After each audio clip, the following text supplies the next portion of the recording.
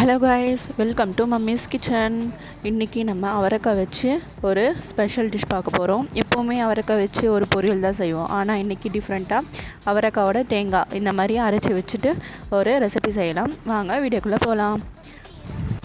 ஒரு கடாயில் எண்ணெய் ஊற்றலாம். இன்னும் கொஞ்சம் எப்போவுமே போடுறத விட கொஞ்சம் அதிகமாக ஊற்றிட்டு ஒரு வெங்காயம் நல்லா சாப் பண்ணி வெங்காயம் நல்லா வதக்கணும்.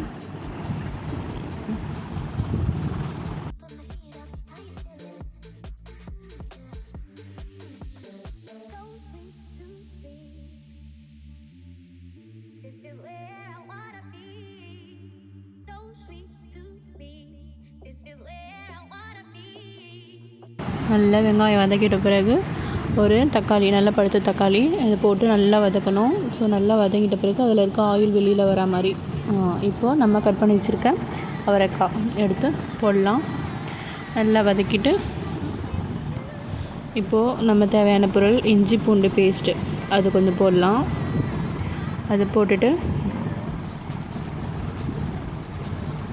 ஒரு டேபிள் ஸ்பூன் மஞ்சள் தூள், நம்ம காரத்துக்கு ஏற்ற மாதிரி தனி மிளகாய்த்தூள் கொஞ்சம் ஆட் பண்ணலாம். நல்லா காரத்துக்கு ஏற்ற மாதிரி போட்டுக்கலாம். நல்லா வதக்கிட்டு இப்போது உப்பு கொஞ்சம் ஆட் பண்ணணும். உப்பு ஆட் பண்ணிட்ட பிறகு நல்லா வதக்கி விட்டுட்டு மீடியமான கிளாஸில் ஒரு கிளாஸ் தண்ணி ஊற்றலாம். நல்லா அவரைக்காய் ஒரு பாதி வெந்த மாதிரி இருக்கணும். மூடி போட்டு மூடி வச்சிடலாம். அவரைக்காய் இப்போ பாதி வெந்திருக்கு. ஸோ இப்போ நம்ம அரைச்சி வச்சுருக்க தேங்காய் ஆட் பண்ணிக்கலாம். இந்த மாதிரி நம்ம குழம்புக்கு ஏற்ற மாதிரி தண்ணி கொஞ்சம் எக்ஸ்ட்ராவாக போட்டுட்டு நல்லா கலரி விட்டு உப்பு காரம்லாம் கரெக்டாக இருக்கான்னு செக் பண்ணிக்கலாம். இந்த ரெசிபி நம்ம சாப்பாடுக்கு குழம்பாகவும் யூஸ் பண்ணிக்கலாம், ப்ளஸ் பொரியலாகவும் அவரைக்காவும் தொட்டு சாப்பிட்லாம். ஸோ இது ரெண்டும் காம்போன்ற மாதிரி இருக்கும். இது இப்போ ஃபைனலாக ஒரு டேபிள் ஸ்பூன் ஆயில் போட்டு சிம்மில் வச்சிடலாம். ஒரு 5 மினிட்ஸ் கழித்து இந்த ரெசிபி ரெடி ஆகிடும்.